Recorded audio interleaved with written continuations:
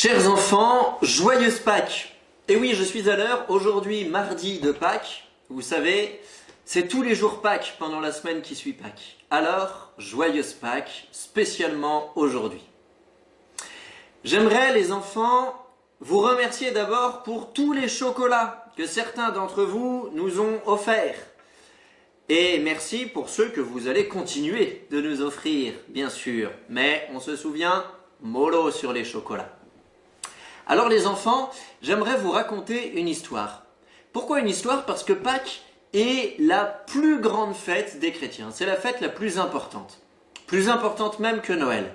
Or à Noël, on a souvent l'habitude de raconter des histoires au coin du feu, dans la cheminée. Et on ne fait jamais ça pour Pâques. Alors je me suis dit, je vais vous inventer une petite histoire. Alors soyez indulgents parce que je vais improviser au fur et à mesure. Je vais vous raconter l'histoire des deux fils jumeaux de Simon de Cyrène. Ces deux fils s'appellent Rufus et Alexandre. C'étaient deux enfants qui avaient 10-12 ans, quelque chose comme ça. Ils avaient à peu près votre âge, chers enfants. Et c'était des enfants qui étaient extrêmement serviables. Vous savez, leurs parents les avaient habitués à rendre service, à être toujours joyeux et à ne pas hésiter à s'amuser lorsqu'il était temps de s'amuser et à se calmer lorsqu'il était temps de se calmer, évidemment. Et ainsi donc, un jour que Rufus et Alexandre étaient allés aider leur papa au champ, ils sont revenus un peu plus tôt que d'habitude à la maison. Pourquoi cela? Parce que depuis quelques semaines, leur petite sœur, Isor, était très malade. Les parents étaient très inquiets. Les parents étaient très inquiets, ils ne savaient pas très bien quoi faire pour leur petite fille, Isor.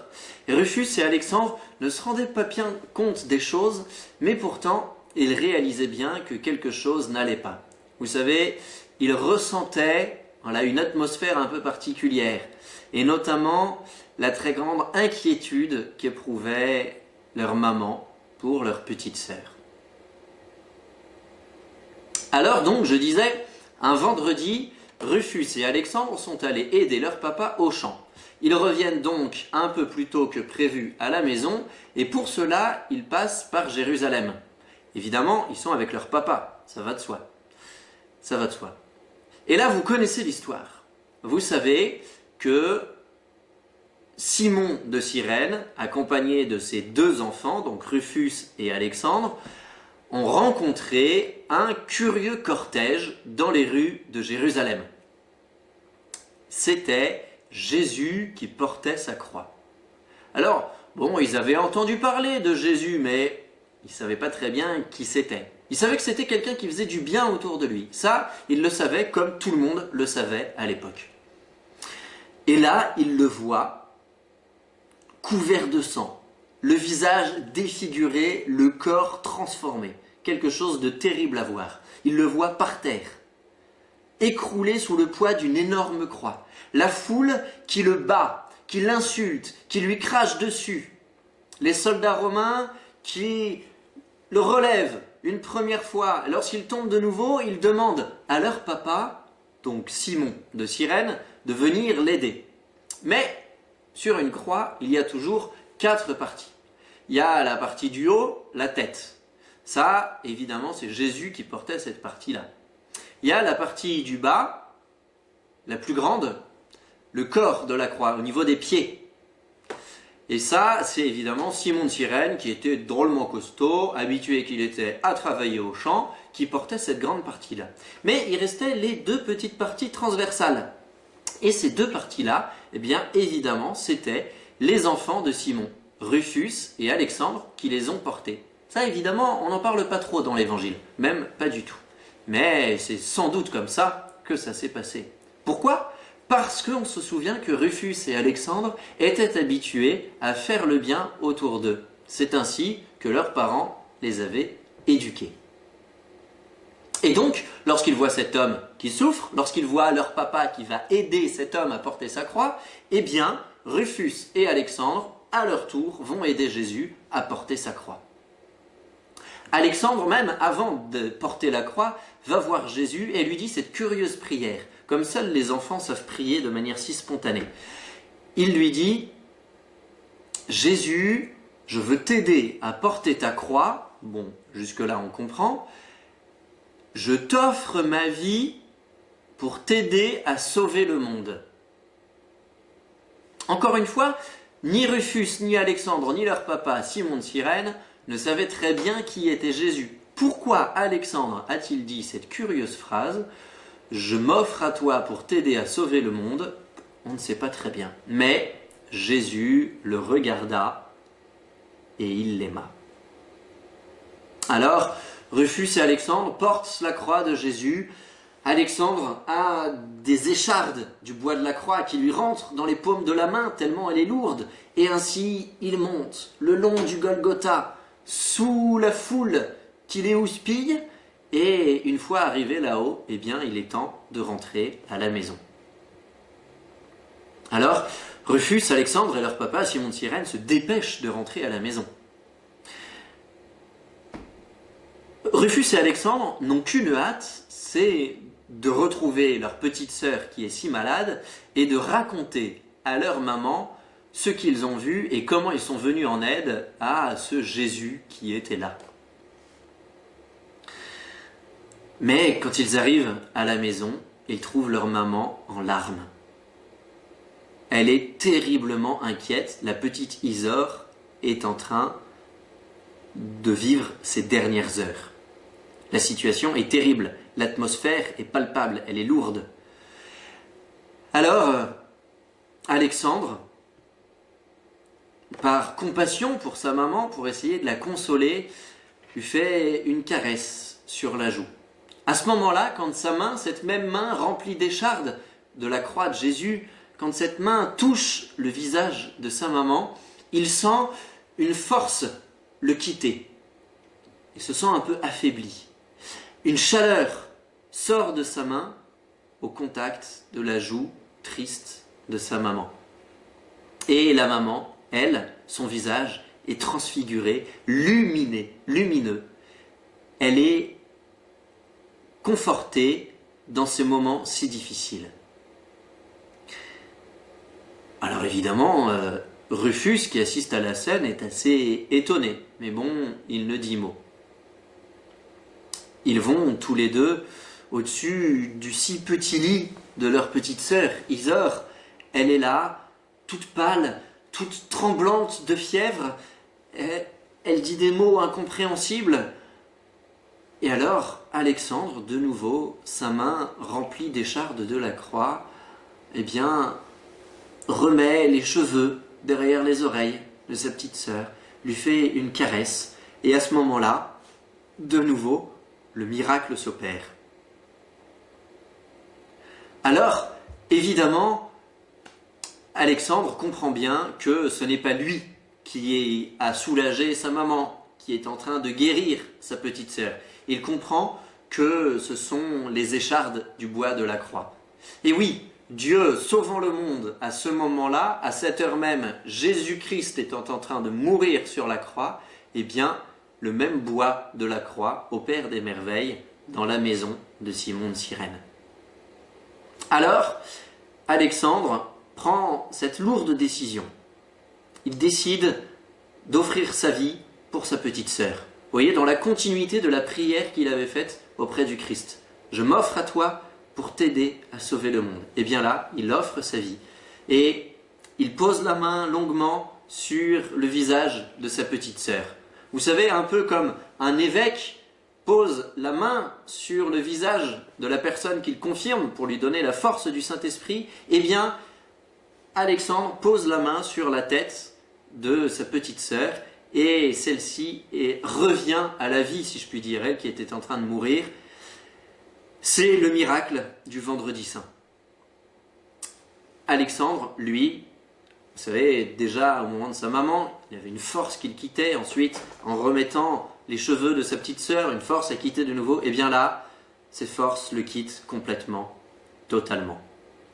Alexandre, dans sa générosité habituelle, offre sa vie pour sauver sa petite sœur et il meurt en lui communiquant, grâce aux épines de la croix présentes dans sa main, en communiquant sa propre vie. Il offre sa vie pour que sa petite sœur puisse vivre. Rufus, lui, qui a assisté à toute la scène depuis le début, est interpellé déjà. Il voit sa maman qui va mieux, il voit sa petite sœur qui commence à aller mieux, et il voit son frère qui meurt pour sauver sa sœur. C'est son frère jumeau, celui avec lequel il a partagé tant de joie, tant de jeux, tant de belles actions ensemble. Et le voilà qui est en train de mourir pour sauver sa sœur. Évidemment, Rufus n'est pas indifférent à la scène. Il se précipite auprès de son frère pour recueillir son dernier souffle, pour le tenir son corps dans ses bras dans ses derniers instants, et il entend cette dernière et ultime demande que lui fait son frère à ce moment-là. Il lui dit « Rufus, je désire que tu prennes les échardes qui sont présentes dans ma main, que tu les incrustes dans une cloche que tu auras fabriquée. » Et Alexandre meurt. Il meurt en offrant sa vie pour sa petite sœur. Alors, évidemment, Rufus est inconsolable. Il pleure à chaudes larmes.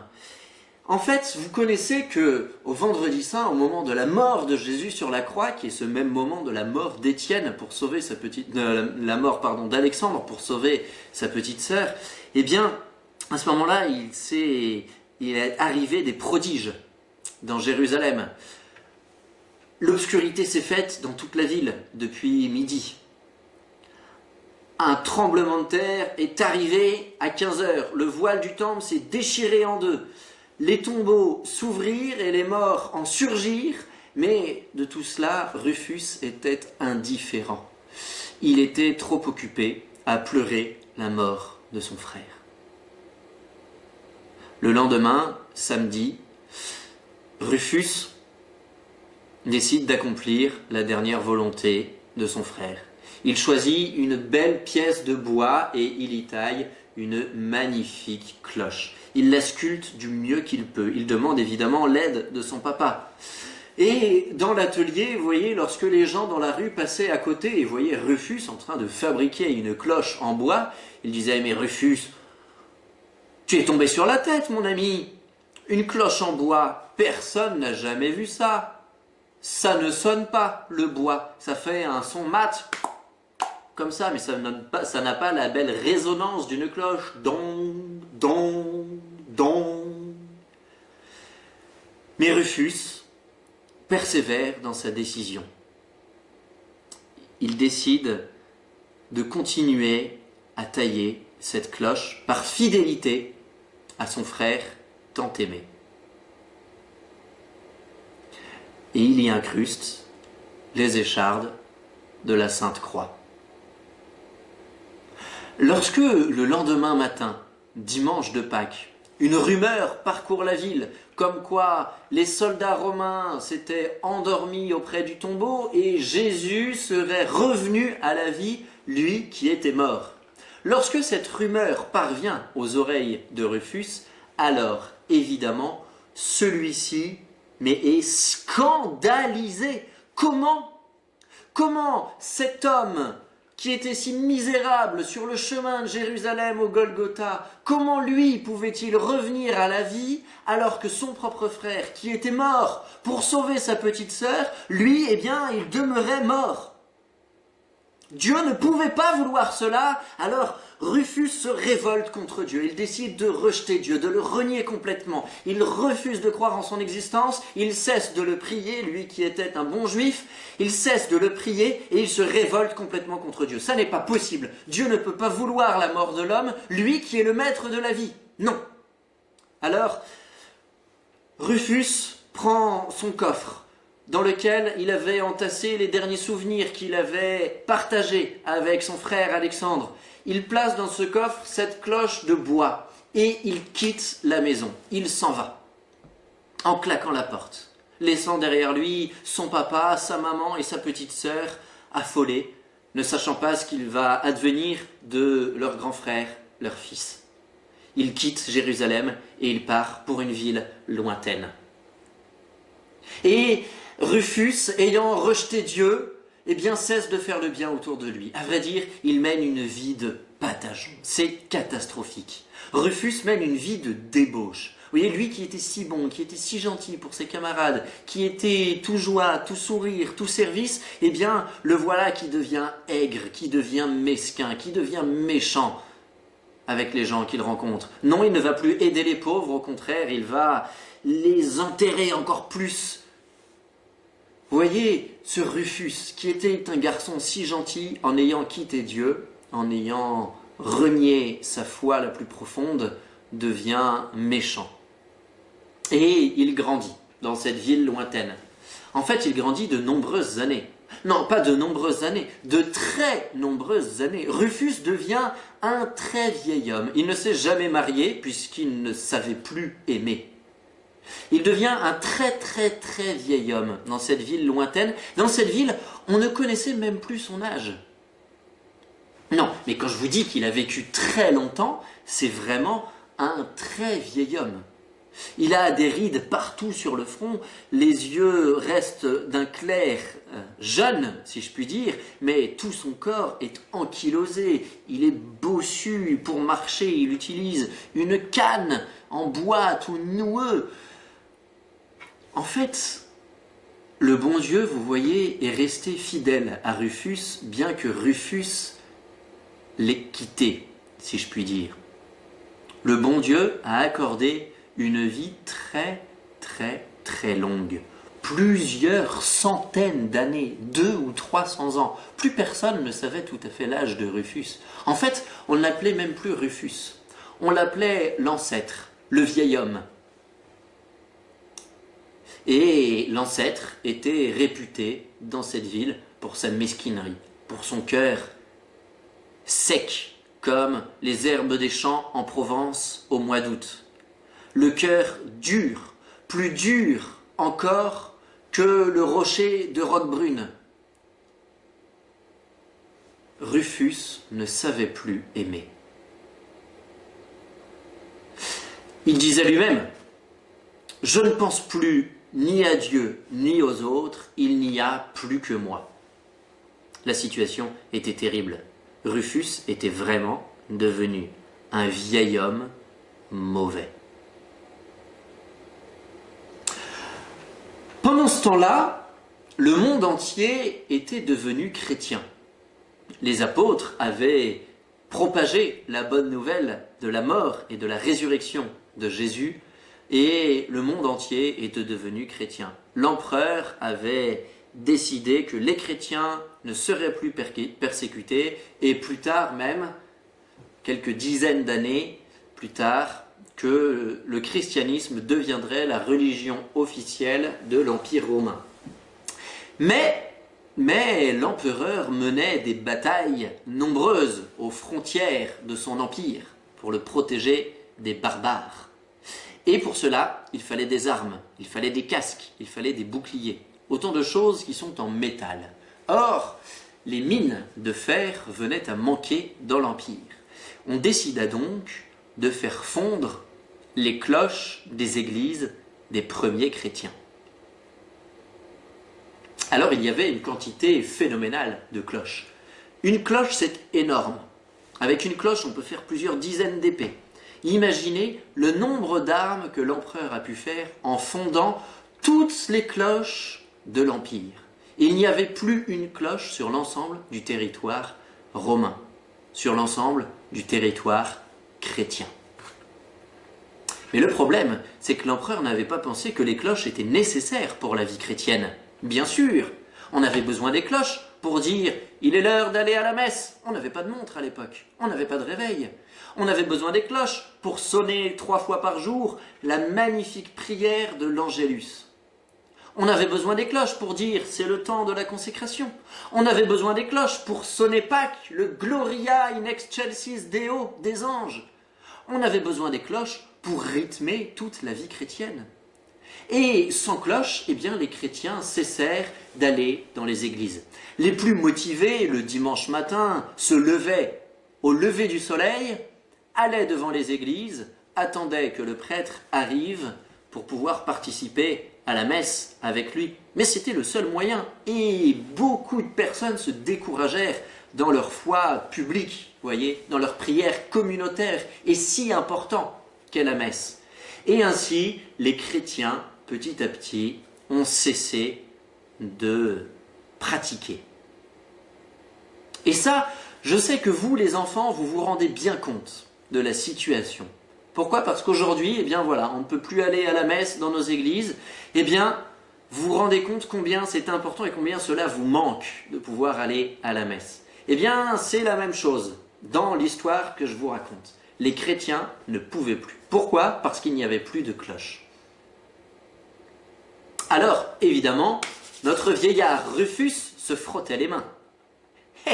Eh bien voilà, tous ces hommes qui croient en la résurrection de Jésus, eh bien maintenant, ils vont cesser de devenir chrétiens. Leur foi va s'étioler jusqu'à disparaître.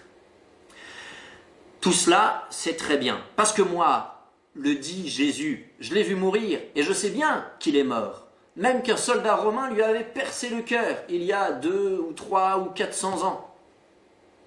Je l'ai vu de mes propres yeux. Et de cela, on ne peut pas revenir à la vie. La preuve, c'est que même mon petit frère Alexandre n'est pas revenu à la vie, lui, qui faisait tant de bien autour de lui. Alors, évidemment, Rufus jubile de cette situation, de voir les chrétiens qui, peu à peu, perdent leur foi parce qu'ils perdent leur pratique. Mais, une nuit,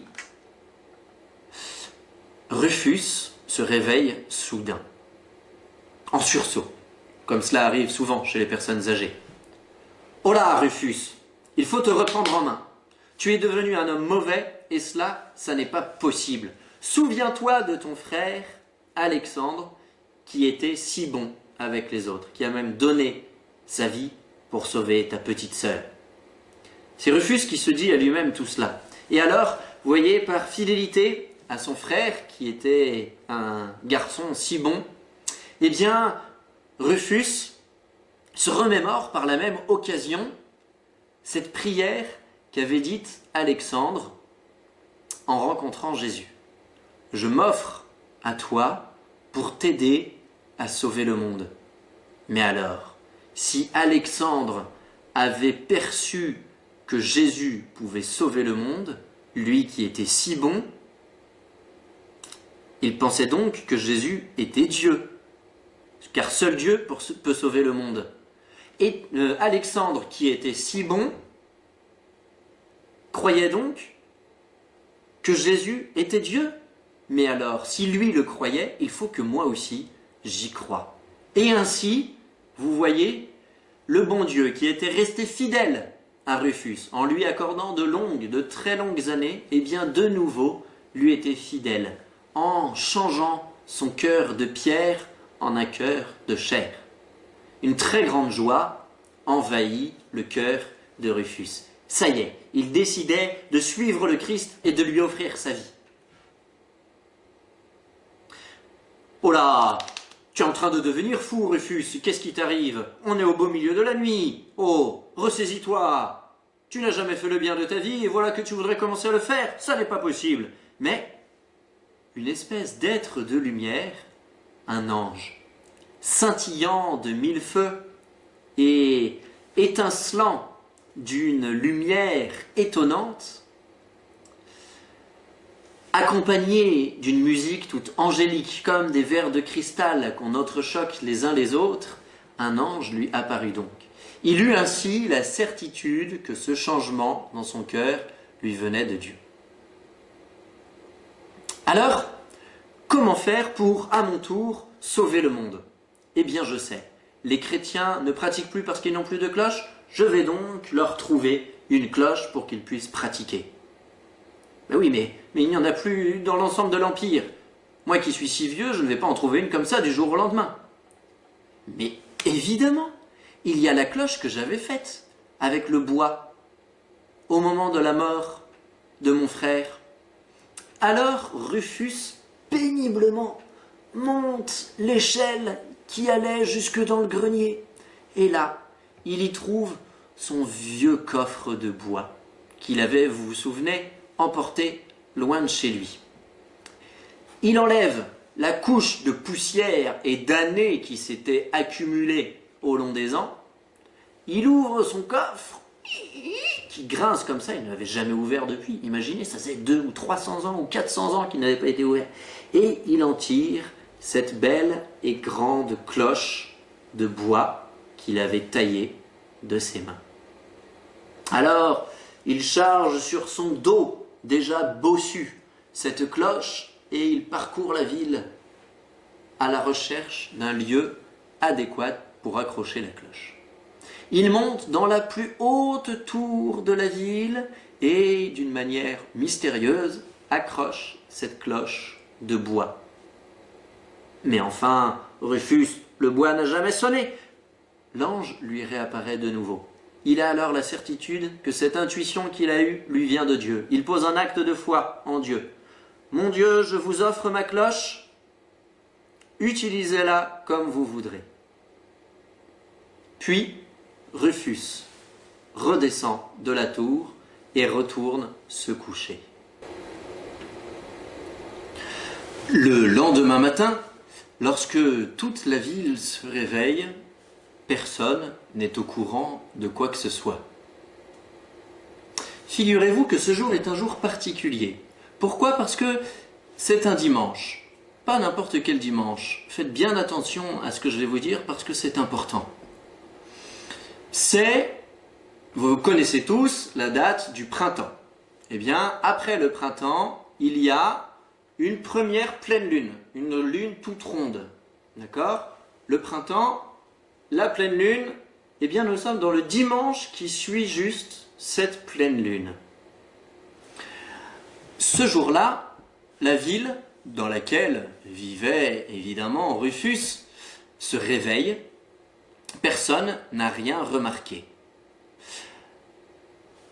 Tout le monde est gai, tout le monde est joyeux. Ceux qui d'habitude étaient plutôt méchants font une bonne action autour d'eux. Certains mettent une obole dans la main tendue d'un pauvre, d'autres font des sourires aux personnes qu'ils croisent, des enfants rendent service, un homme se réconcilie avec sa femme. Voyez, ce jour-là, il s'est passé beaucoup de belles choses. Cela dit, chacun le savait individuellement. Pour lui, il se sentait mieux que d'habitude, dans une joie et dans une paix plus profonde que d'habitude, mais personne ne s'en était rendu compte pour l'ensemble de la ville, évidemment. Et oui, mais la ville entière avait oublié que ce jour-là était un jour particulier. Pourquoi cela ? Seul le curé de la ville savait pourquoi. Ce jour-là, le dimanche qui suit la première pleine lune après le printemps, c'est le jour de Pâques, évidemment. Seul le curé se souvenait qu'aujourd'hui, c'était Pâques. Alors, le bon Dieu, lorsque c'est le jour de Pâques, il fait des cadeaux aux hommes et il leur permet d'être meilleurs que d'habitude. Le curé savait bien que c'était Pâques, mais personne ne le savait. Aujourd'hui, personne, une fois de plus, ne serait présent à la messe. Mais Pâques, c'est tellement beau, c'est tellement important. Et oui, mais il n'y avait personne pour rappeler aux gens que c'était Pâques. Il n'y avait personne pour tirer sur les cloches, pour dire « Aujourd'hui, c'est la semaine sainte, vous n'entendrez plus les cloches parce que le Christ va mourir sur la croix, mais vous les réentendrez dimanche. » Non, il n'y avait plus cela. Il n'y avait plus personne pour tirer les cloches au moment du Gloria in excelsis Deo de la vigile pascale. Il n'y avait plus personne pour sonner les cloches, pour dire « Aujourd'hui, c'est Pâques, le Christ est ressuscité, il est vraiment ressuscité, alléluia !» Non, il n'y avait plus personne pour tirer les cloches, il n'y avait plus personne pour rappeler aux gens qu'aujourd'hui c'était Pâques. Il n'y avait plus personne pour rappeler aux gens qu'aujourd'hui il fallait particulièrement s'unir à Jésus en allant à la messe. Voyez un peu la situation de désolation dans laquelle se trouvait l'ensemble de la ville et particulièrement son curé qui était tout triste.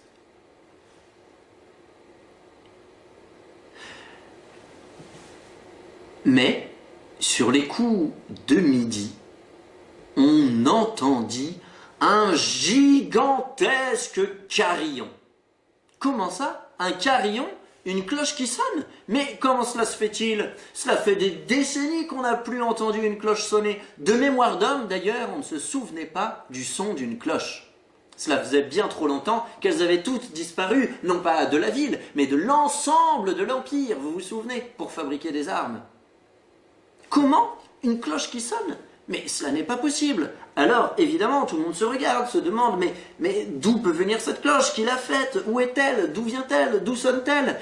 Où est-elle accrochée? Et évidemment, en entendant le son, on est capable de savoir de quelle direction vient ce son. Alors, tous les regards se fixèrent sur la plus haute tour de la ville. Et là, ils voyaient une cloche magnifique, étincelante, énorme, sonner, se balancer sur son essieu. C'était magnifique à voir. Vous savez, ce balancement des cloches, c'est incroyable. Pour vous dire, chers enfants, le bruit de cette seule cloche était à lui seul plus beau, plus impressionnant et plus fort encore que lorsque le clocher de Saint-Michel à Draguignan sonne à pleine volée de toutes ses cloches.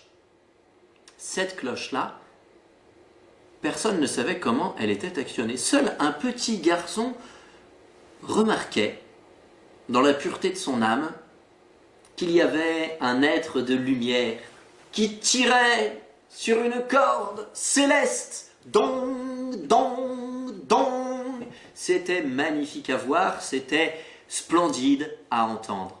Le bruit de cette cloche était tout simplement divin. Miracle! Une cloche qui sonne! Retournons à l'église! Alors, à midi, on vit les foules entières retourner à l'église. Seulement, évidemment, le prêtre avait déjà célébré la messe. Lui, tout heureux de voir tant de fidèles venir, eh bien, exposa le Saint-Sacrement, put confesser des foules et des foules. C'était magnifique à voir. Tout le monde resta l'ensemble de l'après-midi jusqu'à Vêpres avec la bénédiction du Saint-Sacrement qui suivait. C'était magnifique. On n'avait jamais vu une telle joie, des foules tellement en liesse dans cette ville depuis des dizaines et des dizaines d'années. Le seul qui était resté chez lui, c'était notre bon vieux Rufus. Eh oui, lui qui avait été tellement âgé, lui qui avait un cœur tellement aigri, le voilà, qu'il avait fait une bonne action. En cette nuit de Pâques, il avait permis à tous les fidèles de la ville de se souvenir qu'aujourd'hui, c'était la fête de Pâques. Et le voilà qui maintenant pouvait s'éteindre. Lui qui avait tant et tant vécu dans le mal, eh bien, il mourait dans le bien. Et lorsqu'on installa son corps dans le cercueil, son corps avait retrouvé un visage d'enfant.